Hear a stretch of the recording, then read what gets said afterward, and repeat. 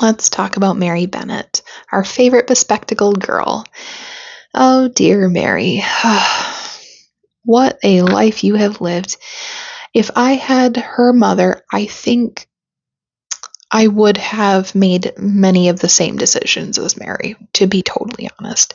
If my mother had spent my entire childhood telling me that I was plain, boring, and had no real marriage prospects, I might feel that way, okay? The power of suggestion is very strong, especially since she sees a very unhappy marriage between her mother and her father, and she watches all of her sisters going off to various different situations, right? Two of her sisters married very wealthy, one of her sisters eloped, which was the shame of the family. And I don't really remember who Kitty marries. And to be fair, I don't really care.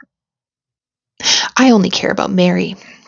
So we see in the show that when Mr. Collins shows up, Mary was interested in him. And according to everything I've seen from other people and my coworker as we were talking, Mr. Collins would have been a phenomenal choice for Mary when she was that small person who was not confident in herself, did not believe that anybody could care or love her, right? So it made complete sense in that circumstance that, yeah, Mary would have been Mary and Collins, fantastic.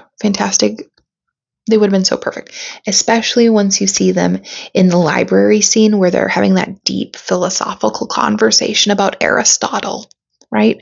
And you're like, that was such a loss. That was such a loss on her part. But that wasn't the first one.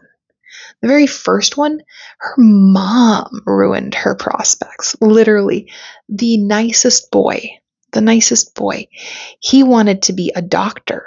And her mom says, he's not rich. You can't marry him. You're going to literally ruin your sister's lives if you ever talk to this boy ever again. So she feels her very first heartbreak. This man is trying to be nice to her and she has to break his heart. So she is also heartbroken. I felt so terrible in that moment. Like, oh. Mrs. Bennet is literally my least favorite character. Even by the last episode, I still did not accept her apology.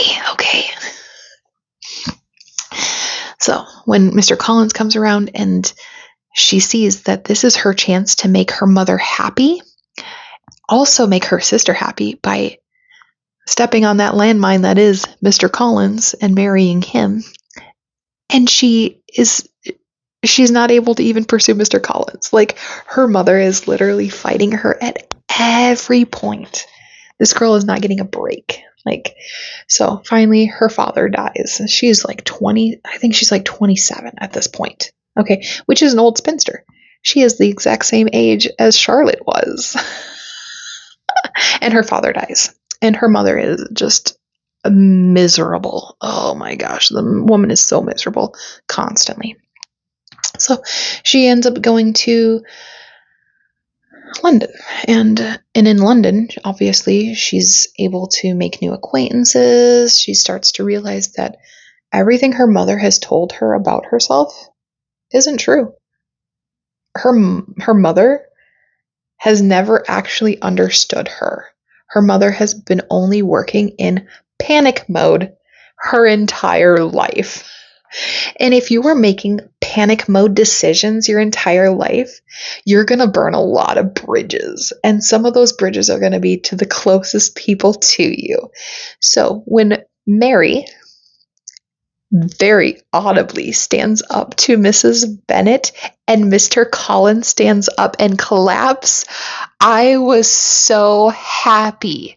Because not only was Mary choosing herself, but she was also showing Mr. Collins that he could do that too. He could stand up to his bully. So not only is Mary growing, but Mary is also teaching others how to grow. And that last episode, just go watch the show.